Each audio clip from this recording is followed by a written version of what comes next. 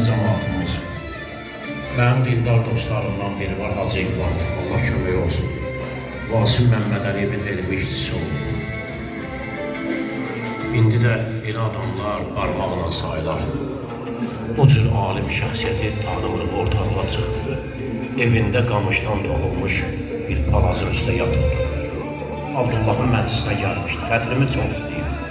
Ona sual verdim, dedim ki, sizlər hacı eləmişsiniz, elə bir ki, şürabat nasosdur, əlil oldasınız. O mənə bir söz dedi. O mənə dedi ki,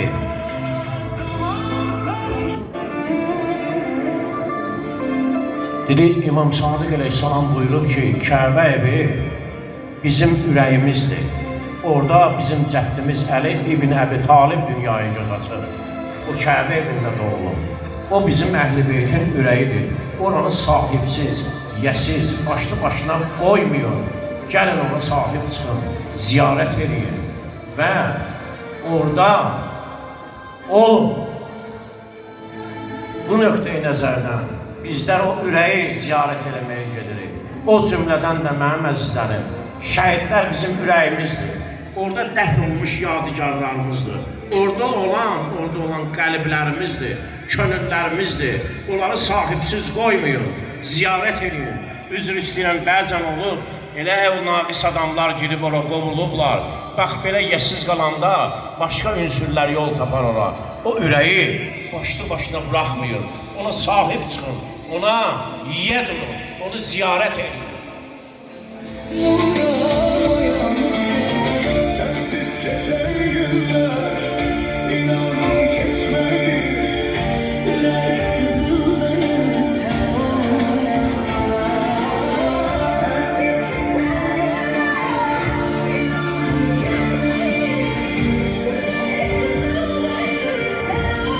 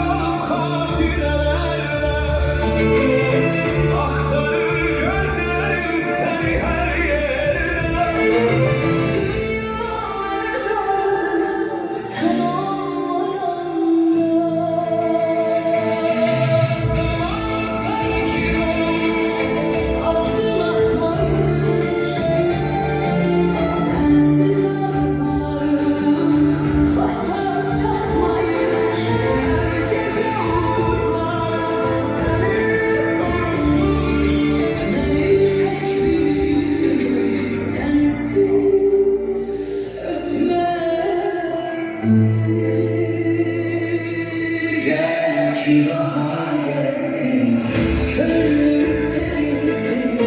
Gel ki gönlüm nura boyansın. Sensiz geçen günler, inan geçmedi. Ürek sızıldayır sen olmayanda.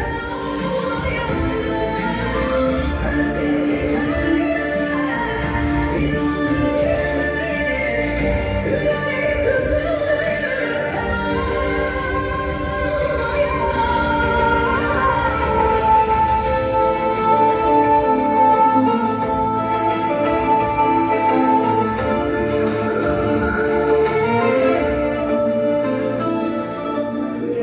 Dünyada sevginin də, məhəbbətin də, hörmətin də, qayğının da zirvəsində eşq dayanır. Eşq ən çox görürsən ananın evladında olur, ona qarşı olur. Sevgi də, məhəbbət də, alimlər də deyib, ustadlar da deyib. Məsələn, bir oğlan, üzr istəyirəm, bir qızı sevir, ya bir qız bir oğlanı sevir. Bəzən 3 il çəkə bilər bu sevgi. Amma eşq əbədidir.